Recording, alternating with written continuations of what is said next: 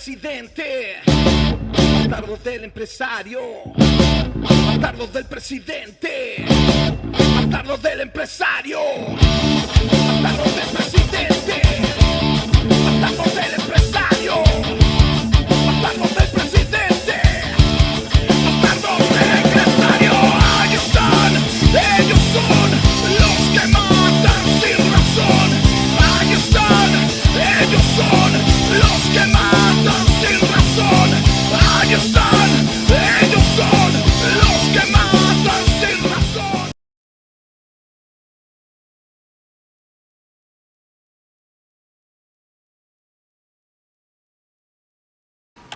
So, Piñera wasn't actually interested in this idea of a new constitution or anything. In fact, he considered the roughly 20% of the electorate who voted for him to be a clear mandate to just sweep away all this nonsense about free education, a new constitution, all the rest of it. I mean, admittedly, well over 50% of the electorate boycotted the election because the only alternative was Guillermo, who was another right-wing asshole, and nobody was terribly impressed with that. So nobody was terribly impressed with Guillermo, and so the boycott that had already been a majority thing during the municipal elections repeated itself in the presidential election that brought Piñera back. So he decided he wasn't interested in any of these reform ideas. He considered it to be a mandate. I mean, you wonder what would happen if he'd managed 30% of the population voting for him. He'd probably call that a landslide. That was the status quo before the 19th of October 2019. The thing about a situation where a regime is unstable, as the Pinochet regime in Chile is, because the Pinochet regime is something that's gone on since 1973. Nobody has fundamentally changed anything about the way the country is run since then. Even the repression, it's just been a quantitative thing. Yeah, they cut down on the number of people being tortured and murdered, but it never actually stopped. In fact, Pinochet himself actually started to cut down on that in the 1980s to some extent. Not stopping altogether because, well, he's a murderous piece of shit, and it was the only way that he could think of to keep the opposition in check. The regime was so unstable that really anything could have caused them to utterly freak out, and, the fair protests ended up being it. It could have been anything. It could have been a march against the private pension scam. Could have been really just about anything. A land recovery by the Mapuche down south could have done it, but it was the fair protest. That very quickly turned into demands for Piñera's resignation and a new constitution. Now, after the state of emergency, which didn't work, and that has to have actually caused a real panic in the political class, because the military has been their threat, the ace up their sleeve, for quite some time. When things really kick off, they start saying, if this doesn't stop, we're going to put the military out on the streets. And then they did it, and it didn't stop anything. In fact, it actually got intensified even as people were getting murdered. In fact, because people were getting murdered, it's intensified. So they had sort of played that card and utterly failed with it. And so nobody knew exactly what to do in order to put this down. I mean, they continued the repression. But at one point, there's this midnight meeting of representatives of all the major political parties, and Gabriel Boric, who apparently was there in his personal capacity, although it's not entirely clear. He certainly got censured by his party afterwards, by the Frente Amplio, which Jacobin, for some reason, considered to be the great left hope, even though nobody in Chile seems to think that. I mean, they're a joke. More people protested on one day in Santiago than voted for Beatriz Sanchez, the Frente Amplio's presidential candidate, when she stood in the last election. Now,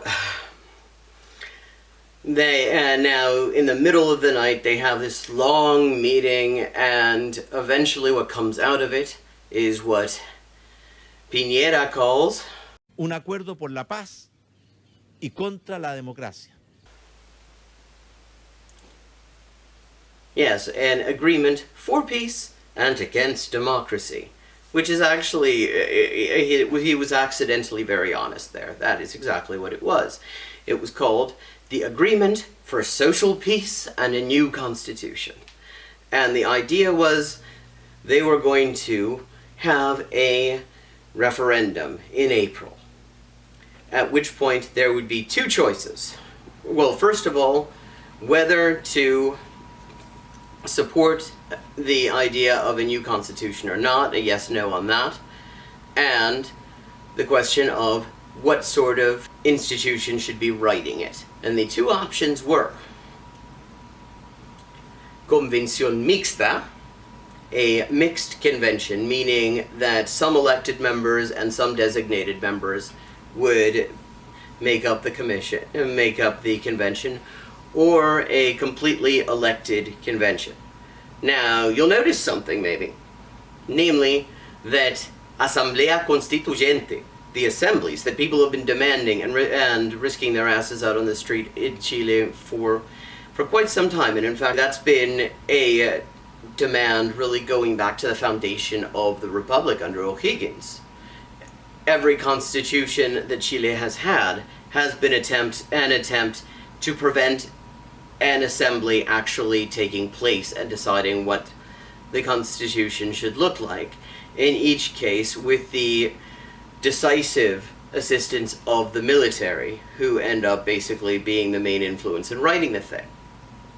So they leave that out, and then for a couple of days, the line was, well, the Constitutional Convention, La Convención Constituyente, is the same thing, it's just as an assembly, but it's a different name. And, well, that didn't actually go over all that well. It certainly didn't stop the protests. Meanwhile, the other thing that's in this 4-page agreement that was that there would be a technical commission, a comisión técnica, that would decide the procedures and the substance of the deliberations of whichever type of convention was ultimately potentially allowed to write the new constitution, which is very legit. It turned out it was just a collection of representatives of major corporations. You actually had one of a Chilean fascist whose name is not occurring to me, but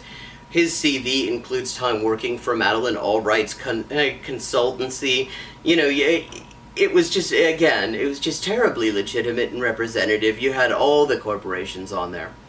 And, you know, of course, U.S. imperialism had its own seat on the commission. So, of course, I mean, how can you complain about that? That's democratic. And, of course, the deliberations didn't really get a huge amount of coverage in the media either. I mean, there was some good coverage of the backgrounds of the people who were appointed to this commission, but that was about it. Now, all of this ended up getting called, this was the trending topic when this all started, the Cocina constituyente, the constitutional kitchen. The idea being that rather than having an asamblea, an assembly, you'd have a bunch of rich people with political connections getting together and cooking up their own constitution. So, the constitutional kitchen. Now, one of the particularly noxious dishes to come out of this constitutional kitchen was something. But it's also when the Chilean media started to really try to legitimize this whole thing. And so Article 135 really didn't help. Because Article 135 said that the convention, in whichever form it would take, would not be able to do anything that would conflict with final judgments of any court.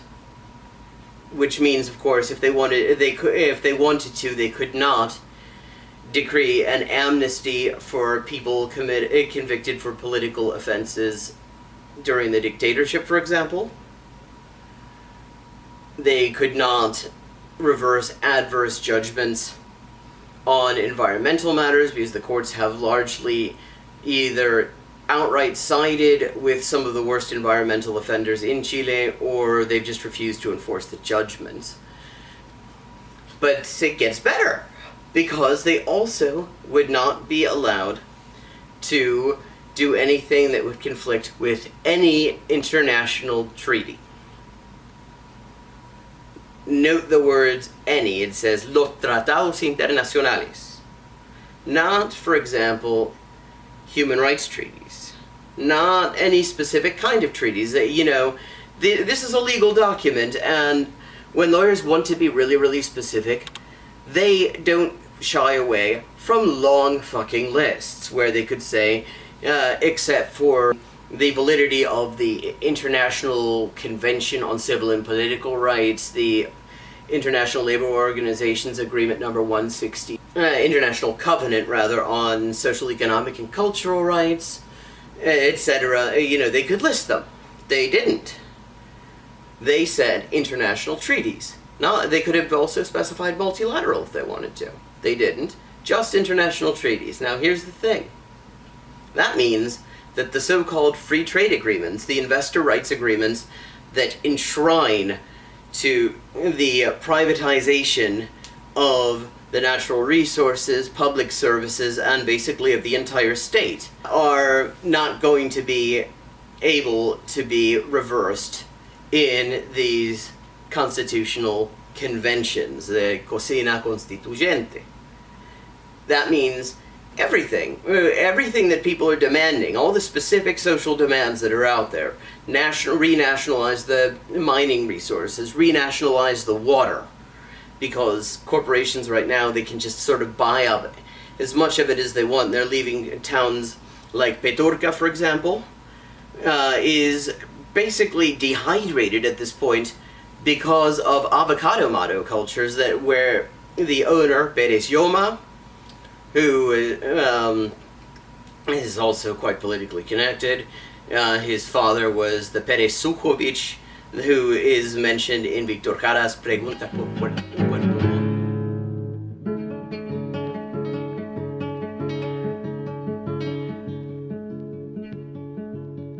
Usted debe responder, señor Pérez Sujovic, porque al pueblo indefenso contestaron con fusil.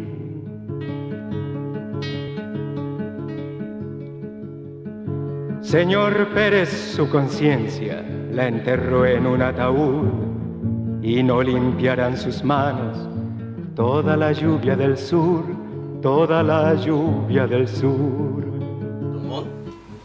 He ordered the massacre on housing protesters in the southern city of Puerto Montt, his father. Which is why, by the way, check your avocados. If it says produce of Chile, look for other avocados. Because people are losing their drinking water, they're not able to actually have showers or anything. Entire towns are just drying out because of all the water that is being diverted away from drinking water in order to fuel the export industry of avocados. So you couldn't get rid of that. You couldn't renationalize the pension system, for example, which is another long-standing demand. You most likely couldn't strengthen labor rights, which under the existing constitution are all but non-existent. You couldn't basically do any of the things that people have been demanding. The free public education, that's out the window, because these investor rights agreements require the highest level of legal protection for foreign investments in all of the natural resources. The motorways, which in Chile are also privatized, you're paying a toll, and including not even emergency services like the fire department are not exempt from the tolls. And the tolls don't go to anything useful. They go to private companies. Mostly private companies that are out of the country. Fire department, when there have been huge fires in Valparaíso, which has been a thing that's been going on lately again, but there was another huge one just a couple of years ago. The fire trucks that were coming, rushing to the scene from Santiago to help out, were held up because they didn't have change for the toll. You couldn't do anything about that because that would harm the investors. So, not only is this convención, this Cocina constituyente, is not only designed to remove the threat of national direct participatory popular assemblies throughout the country deciding this, and thus rendering the political class a tiny minority and just really sidelining them from the process. There is already this Article 135 that says that all the things that people are demanding can't be done in this process. Now, you might be asking, would the political class really dominate it? You know, you'd have these elections. Well, here's the thing. One of the other things in the Agreement for Peace and Against Democracy that Piñera imposed, as it turns out, by threatening the politicians present with the military. He said he would send the military out on the streets if they didn't agree to his terms. We now have confirmation of that from at least a couple of those who were present, of the members of Congress who were present, that was the threat. Normally, that sort of threat would void an agreement, but this time it's just too important because the entire regime is at stake and the entire political class is behind it to some extent, at least as a way of trying to shut people up. Well, that agreement also says that the mechanism for electing members of the elected convention would be the same under the existing election laws, which means that the political parties who together are lucky to get 10% support, this is the political parties as a whole. Individual parties have even less than that. But 10% is roughly what they all get when you add them all together. When you ask people what they think of political parties in Chile as a whole, it's about 10%. The existing election law means they're the only ones who will be able to participate. They will dominate the process. Because if you did not do that, if you allowed the social movements, which have huge support, even when you get, apart from the fact that over 12% of the population has been actively mobilized during this thing. It ebbs and flows, but that is the total number according to the military police's own figures, which are probably an underestimate. The polls routinely show that the mobilizations themselves are supported by between 80 and 95% of the population. The social movements have the support of between 4/5 and 95/100 of the population. Those social movements are cut out of the whole thing. So the people that 10% of the population can kind of stand the sight of will dominate it. They will be the assured majority. And then on top of that, they maintained the requirement of a 2/3 majority for all decisions within the convention.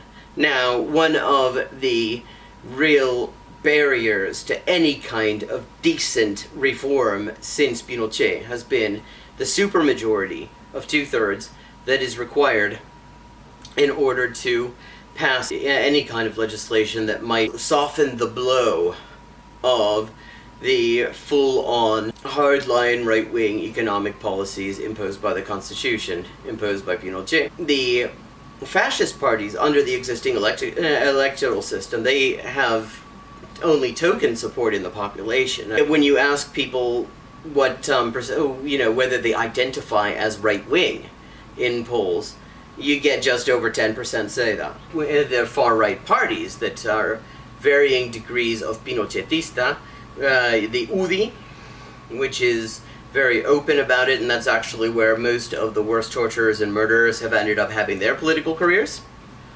Well, the ones who were not deeply unfortunate ended up locked up in Punta Peuco, where the war criminals go and have a higher living standard than most working class people in the poblaciones, the slum districts of Santiago. They have an effective veto power over anything that happens in this convention. So the people who have blocked every single decent reform in the past 30 years, and who have even less legitimacy than the political parties as a whole, which is already saying something because we're talking barely in the 2 figures, and with a 5% margin of error that could mean single figures, will have the power to prevent anything decent happening that isn't already prevented by Article 135, which already prevents pretty much everything that people are asking for. So that is the state of things. That is what is meant by la cocina constituyente. If you've enjoyed this, I would love it if you would like and subscribe, and I'm always happy to see new supporters on my Patreon page. The links for all of that will be showing up on the screen right about now. Also, I encourage you to check out my other channel, which is for more language-specific things, called Things Polyglots Know. The link is in the description. Thanks for watching, and until next time.